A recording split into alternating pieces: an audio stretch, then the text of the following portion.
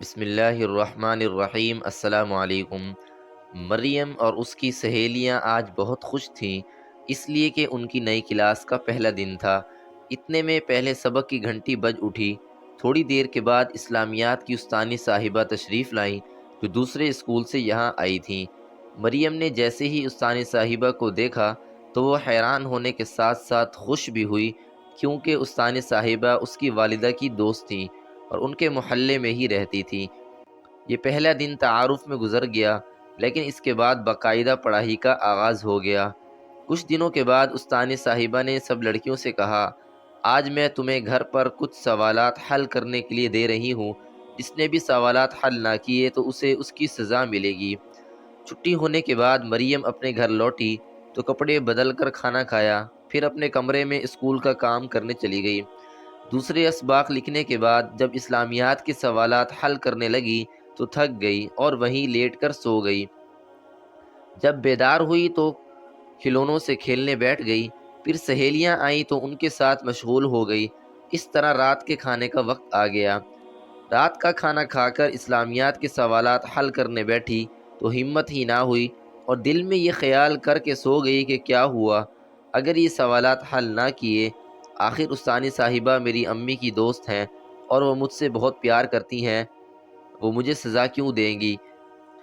صبح جب اپنی کلاس میں گئی تو اس کی دوست ناز نے اپنی اسلامیات کی کاپی نکالتے ہوئے اس سے پوچھا، کیا تم نے سوالات حل کیے؟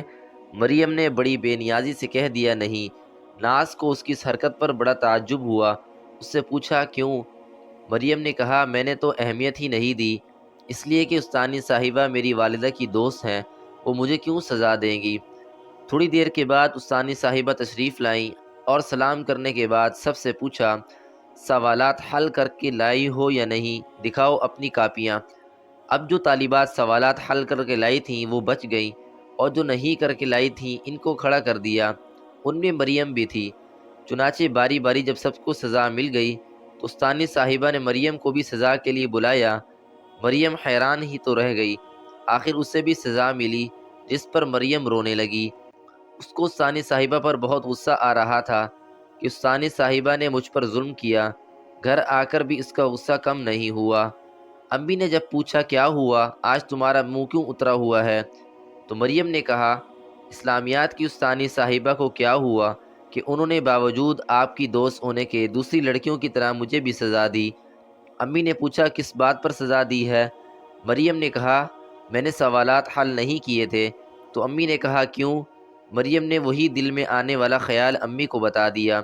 یہ سن کر امی کو بہت غصہ آیا اور مریم سے کہا، غلطی تمہاری ہے نہ کہ استانی صاحبہ کی، اس لیے کہ انصاف یہی ہے جو انہوں نے کیا۔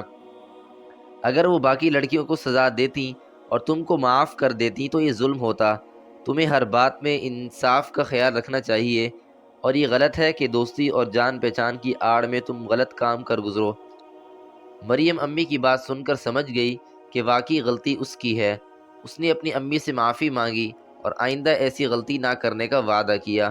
فائدہ: پیارے بچوں، آپ تو ایسا نہیں کرتے۔ اگر نہیں کرتے تو بہت اچھی بات ہے، کیونکہ اس میں ہماری بھلائی ہے۔ اگر ہم بھی اس گھمنڈ میں استاد یا استانی کا بتایا ہوا کام نہ کریں کہ استاد صاحب والد صاحب کے یا استانی صاحبہ والدہ صاحبہ کی دوست ہیں، تو اس سے سراسر نقصان ہی ہوگا۔ مثلاً مار پڑے گی، اسکول میں بے عزتی الگ ہوگی، اور کام نہ کر کے اپنی پڑھائی الگ برباد کریں گے۔